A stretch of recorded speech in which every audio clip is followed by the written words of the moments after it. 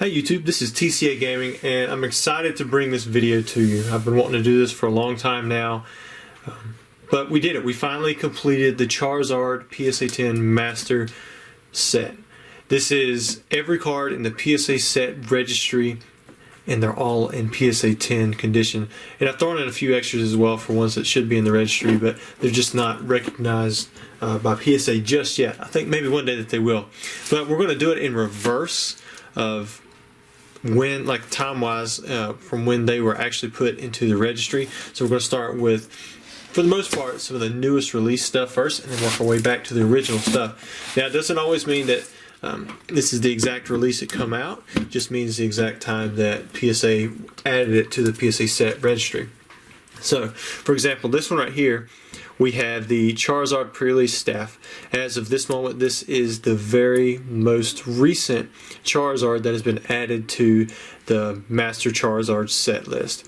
And as we know, right now, there are going to be some more added to it, such as the one coming out in Shining Fates. We've already seen that card being pulled. It hasn't been, I don't think it's released technically yet.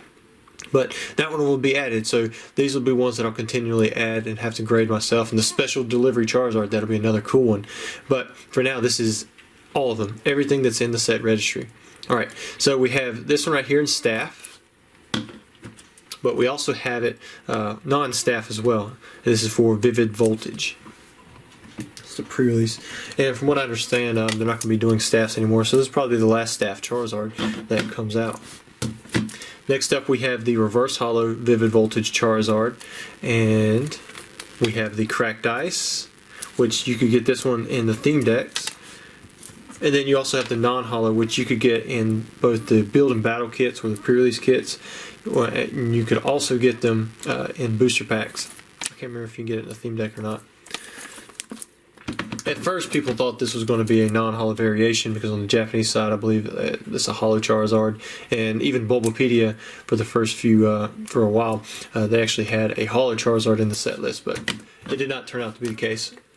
Next up, we have Darkness Ablaze, the VMAX number 20, and I believe this set actually released before Champion's Path, but we're going to get to that one here in a minute. And then we have the number 19 as well. Then we have the Champion's Path Charizard V. This is the secret rare, as well as another secret rare, which is the Hyper. So you got the one that's a shiny, and then you have the Hyper VMAX. The one that's coming out in Shining Fates is just like this pretty much, but a shiny. So it kind of combines the two. Then you also have the Shiny V, or Charizard V from the Champion's Path Elite Trainer box.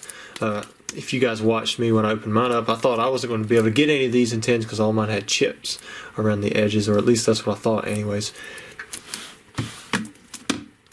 Next up we have the World Championship version of the Firebox and the Perfection. You can get these in the 2019 World Championship decks. There were two decks with Reshiram and Charizard.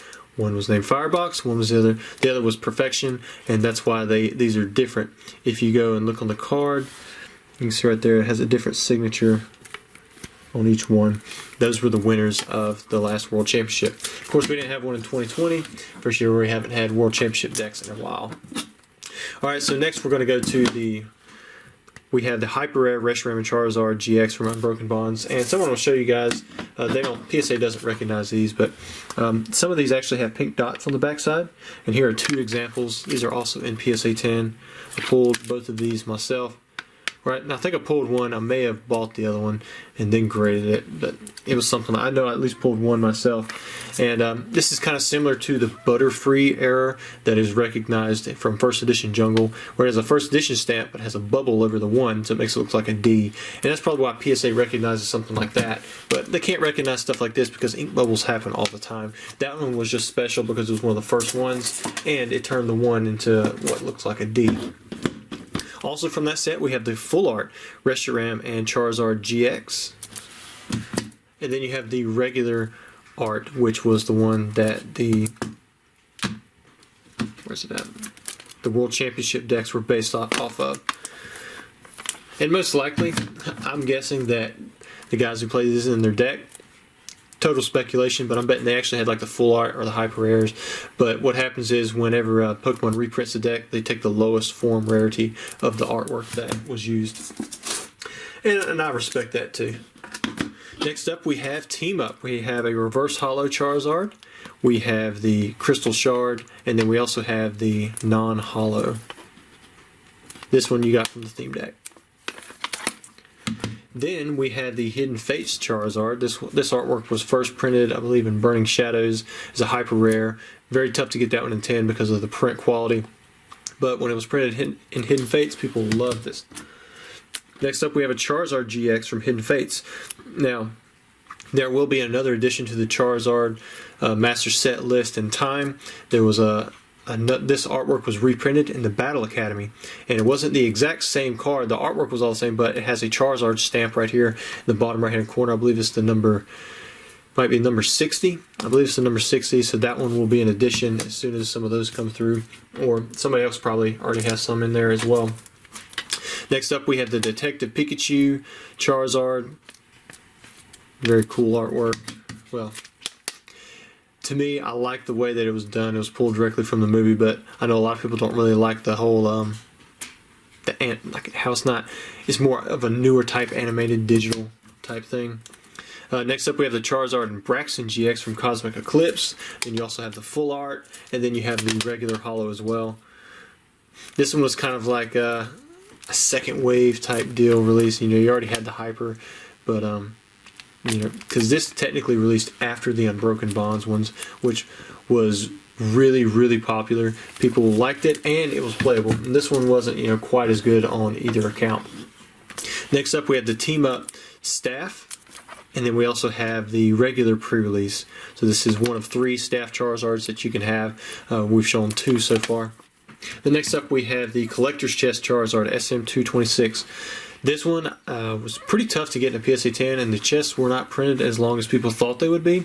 I've graded maybe 5 10s out of maybe 100 of these things or so. They were pretty tough because a lot of them had the little dings, you know, from when you pulled them out of the plastic. And then the chests are really tough to find out, not only because of the Charizard, because it had an Armored Mewtwo inside of it, which I think that card's like $50 now. Just ungraded. Next up, we have the Charizard GX. This is also a Detective Pikachu print, and it's the SM195. You can get it from those collection boxes. Then we have the Charizard GX from Hidden Fates 10s. You can see how a lot of these promos were added at the same time. Here we have the Charizard and Braxton GX. This come from one of those tag team 10s. They were retail $25 or so. Here we have the Reshiram and Charizard GX promo. This one came from the figure collection, and I bought a lot of these things because I thought that art was so cool. Next up, we have the reverse holo of the Dragon Majesty. We have the non-holo, which come from the Let's Play Eevee deck. And then we have the holographic from the set as well. And there will be another edition for this artwork, also from the Battle Academy. I think it was the number 39. Again, it's a non-holo. So it'll be like this one, but it has a Charizard here in the bottom right hand corner. It has the number 39 on it. And that's already in the registry, it's just not in the set itself. And that's because you got to have one graded to request it to be added. Next up, we have Burning Shadows. So we have the Charizard right here, the first Charizard GX, and then we have the first appearance of that artwork I was telling you about that was printed in Hidden Fates that everyone went crazy over. Now, for a lot of the full arts in this set, they were really tough to get PSA 10s because sometimes the print quality, most of the time the print quality on the backside was really bad. It was almost like there was a lip that went straight around the corners, or the texture itself would pull through on the backside. So there was a little bit of a chase to that one. Now, you could also have this artwork from the Charizard GX promo collection. I believe this had Shining Legends packs in it, and you could also get this in a jumbo, so it was pretty cool. Next up, we have the Reverse Holo Charizard Spirit Link. Now, this one kind of took me for a surprise, as I believe it did Gem Mint Pokemon as well. Gem Mint has helped me so much throughout this entire collection. because we weren't exactly expecting this one to get added to the set, but it did, and it was because it has Charizard in the name. And so these were probably would have been really easy cards to grade, in the beginning, but because they got added to the registry so late, it's kind of like, why would you open up a box just to try to pull these when you could buy the card for 20 cents? But little did we know, this is a pretty tough card to grade. At least the reverse holo is, and the non-holo, it's taken me a while to get as a PSA 10 as well. Now, those were definitely not the highlights from Evolutions. You have a Mega Charizard number 13, which was, I believe this is a reprint from Flashfire. Same thing with this one. You got the number 12 Charizard EX. You have the reverse holo Charizard, which is a reprint of the base set, which has been printed several times throughout Pokemon, but it had been a while since they had printed it. I believe it was Generation 4, they skipped 5, and then we have it printing here in Generation 6. And there was no printing of it in Generation 7. Who knows with 8, with the 25th anniversary coming up. But that wasn't the only printing of it. You also had a staff pre-release version, the last staff, or the very first staff, but the last of the 3 that you'll see in this video, because there are only 3 staff Charizards. We have the regular pre-release, and then you also have the regular holographic. Now this guy is pretty tough to grade in the PSA 10, that's why it brings a premium. On top of the fact that it's Charizard and it's the original artwork. And it's from Evolutions when Pokemon Go is exploding and people are already having a nostalgic connection to it. And as for the pre-release and the staff, these are just tough to get because there weren't as many Pokemon leagues out there at that time. I remember I was trying to register myself and it just would not happen for over a year. From the same set, we have the Full Art Mega Charizard EX. This card was really hyped up. People definitely wanted that card when it was coming out. I remember it was like a $60 card, which is just kind of crazy at that time for a new release Modern. Next up, we have the Red Blue collection. This was released in conjunction with the Generations kind of type stuff, but you could get this as in a figure box here in America, or if you were in Europe, I believe it was a Jumbo Charizard EX or a Mega. Or no, it was a Jumbo Charizard EX because they did the same thing with the Pikachu, the Blastoise, and the Venusaur Red and Blue collections. And this was actually one of the easier ones to find because they reprinted it, and it was a pretty massive reprint. I believe Venusaur was the toughest of the 4. Next up, we have a Radiant Collection Charizard for Legendary Treasures, and I really like this set with the subset from Radiant Collection to kind of set the bar, I think, for future sets where you come out with something that's really nice. Here we have Generations. You have the regular Charizard EX, and then you have the shiny Mega Charizard EX, which are both really cool in my opinion. Next up, we have the Flashfire Charizards. I'm going to show you all of these. This is when the Charizard EX first come out. Did they release some Charizards or what? You have the Charizard EX, which we saw was reprinted, same thing with that one. And then you have the Full Art, the only Full Art Charizard EX, if I'm remembering correctly, that had a texture. And then we have the Mega Charizard EX, and the shiny Mega Charizard EX, and then you have the secret rare gold bordered Mega Charizard EX. And then you have the secret rare gold bordered shiny Mega Charizard EX, which just took the cake. People wanted this card and definitely went for it. Here you can see that Generations artwork again. You have the XY29 released in the 10, and then I believe this was the first technical. No, this was the second promo, like actual Black Star promo that was released for Charizard. The only one really, or the first one for X and Y. And before that, I believe it was a DP45, which we'll see later on. Very tough to get PSA 10. Next up, we're going back to Generation 5. So it looks like we have Legendary Treasures. And for those of you who follow me on YouTube and Instagram, you know that this guy right here was a pain in my neck. He was one of the last 2 cards that I had, or that I had on my list to get, and he cost a lot of money because there's only 5 of these in the world as of the time when I'm making this video, and not 5 total printed, just 5 in gem mint 10 condition. This was really tough to get in a 10. Backside usually has some marks on it.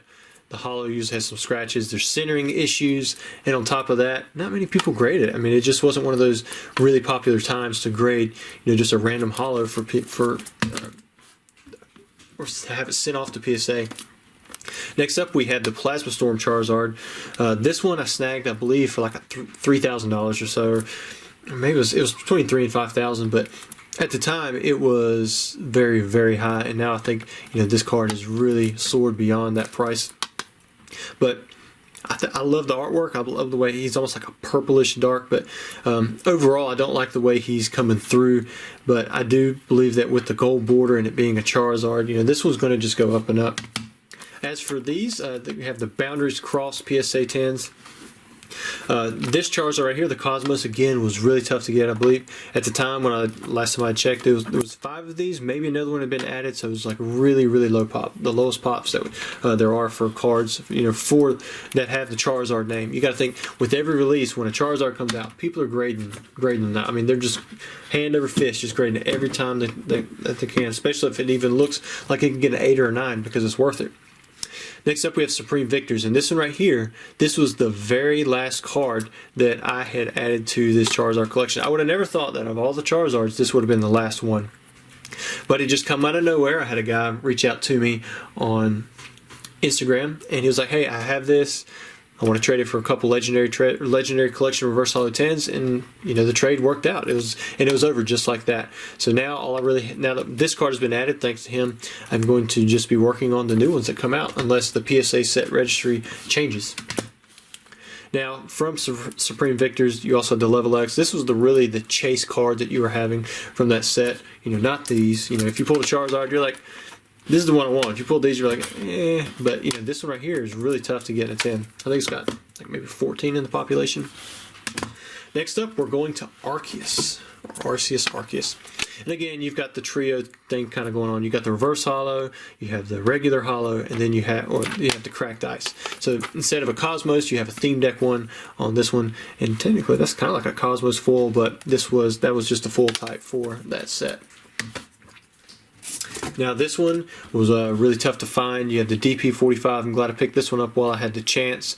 This come from the 10. This was the very first Black Star promo for Charizard. Wasn't the very first promo, just the very first Black Star promo. And usually these have indentation marks in 4 different places.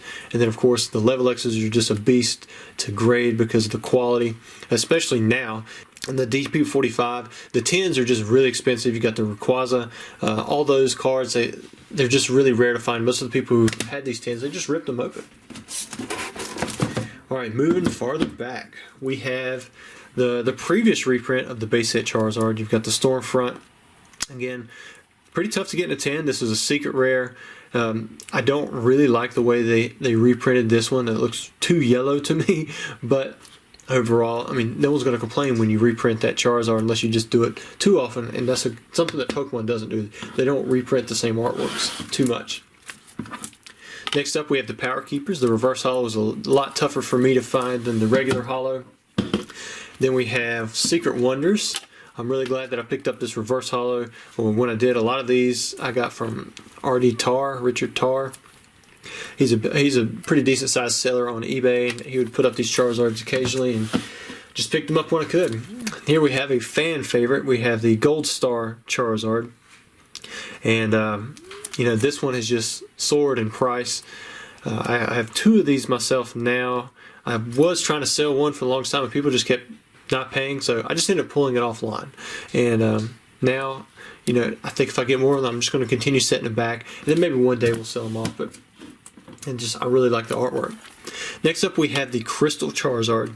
This one was a little bit controversial when it came out because it's a Lightning Charizard. I mean, Charizard's weak against Lightning in the game, and here he is. You have the Delta species Charizard, and he's Lightning type. But overall, I think Pokemon did a really good job with this, and there's a lot of eye appeal to it now. Now we're going to hit the big card from Generation 3. This was the chase card. For me, from when I was coming up, you know, selling cards, this is the card that people wanted. They wanted the Charizard EX. Like, out of all the EXs, this was the best one. I remember selling one for $125, and I told myself, you know, this could be one of those sales that really set other sales apart, and if I could do something like this every day, then maybe I could make a business out of it. There was a sale with this, Ninetales, and then there was one other card like that I sold. And it really set, you know, a new standard for me as a seller. All right, moving forward, and we're still going back now. That was the last of Gen 3, other than a few that were kind of put in the registry a little out of order. we have now we're into Wizards of the Coast. So Skyridge was the last set printed under Wizards of the Coast. Here we have the Crystal Charizard, and there are 3 of these in the set registry. All of the cards in the Charizard Master Set list are regular size except for 2. There are 2 box toppers, and one of them is the Crystal Charizard. And you can get box toppers by buying one of the boxes, and usually there were 4 different variations you could get for the box toppers, and Charizard was one in the Skyridge set. But again, this is another one of those really popular cards, and people have just been going nuts over them. Next up here are the last cards for the Generation 3. You have the National Championship Charizard, and then you have the non-National Championship Charizard. These come out in EX Dragon. This was technically the first promo, if I believe so, unless you consider the box toppers promos. But it was not a Black Star promo. This was something that was given out at, I assume, the National Championships. I wasn't there. I was probably in high school at the time, playing around with Yu-Gi-Oh cards, because this should have been 2003. So actually, I was probably in middle school. Next up, we have Shining Charizard. Again, people love this thing. You got the first edition, you have the Unlimited. This was the very last first edition Charizard that was printed. Neo Destiny was the last set that had first editions printed. If Pokemon decided to bring first edition stamps back, if they did it in a good way, I believe it would be well received by most of the community. Next up, we have Legendary Collection. And you have the very first reverse holographic Charizard printed with some of the best, I guess it could be disputed, but some of the best reverse holo type pattern. A lot of people really like it, mainly because it's unique and it's because it's the first. Then you also have the non-holo, which was a Theme Deck exclusive. So I guess I was wrong. This was technically the very first promotional card in a way. A lot of people consider Theme Deck cards promos, but really, it's just another way that they release a variant of the card. And then we have right here the Legendary Collection Holo. For the longest time, this had a pop of 0, but it's slowly risen. I think it's around 12 or so now. Maybe it's even a little bit higher since I've looked. But this one was really tough for me to get, and I definitely had to pay up for it. And from the Legendary Collection, there's actually one other card. This is the other box topper. Legendary Collection not only had the very first reverse holos, but had the very first box toppers. And you can see that one right here. Next up, we have probably my favorite set. We have Expedition. So the last entries for Expedition were these 3 reverse holographics. You have the 6, 39, and the 40. Now the reason, again, I'm showing these in the order that they were added to the registry. Legendary Collection was released first, and then you had Expedition. So I don't want you to get the reverse holo thing kind of confused, where I was saying that was the very first reverse holo that was released, or reverse holo set that was released. And then you can see the regular. You got the 39, the 40, and the number 6. And I just really like the way Expedition is done. Maybe it's because it's the first e-reader set. I don't know. Maybe it's just something about the artwork that I like all of these cards. The Mewtwo from this set is actually my favorite artwork of all time. Now, continuing back, we have the Dark Charizard, and we have both first edition unlimited holo versions, and we also have non-holographic versions. This is the only non-holographic first edition Charizard that was printed. There were 5 total first edition Charizards from 4 sets.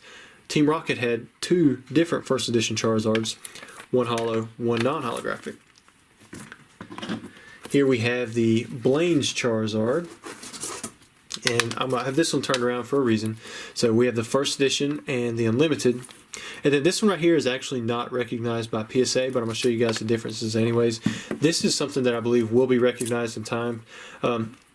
Even if you have no idea what you're looking at, you could probably tell that this card on the left side here has a lot different of a color variation. It's a deeper red, and but there's actually something that is uniquely different.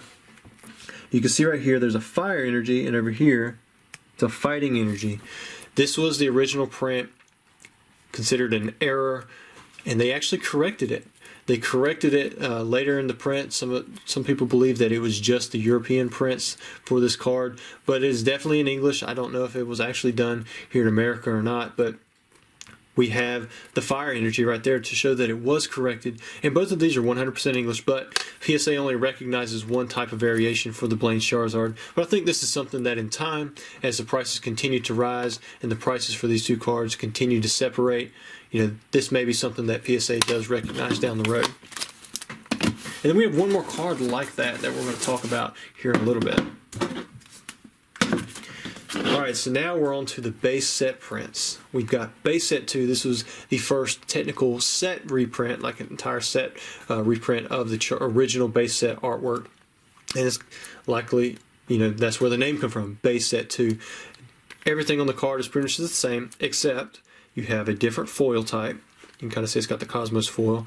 There's a 2 right there, and then the number right here in the bottom right hand corner says 4 out of 130. The dates you could say are a little bit different, but we're going to go over that a little bit too.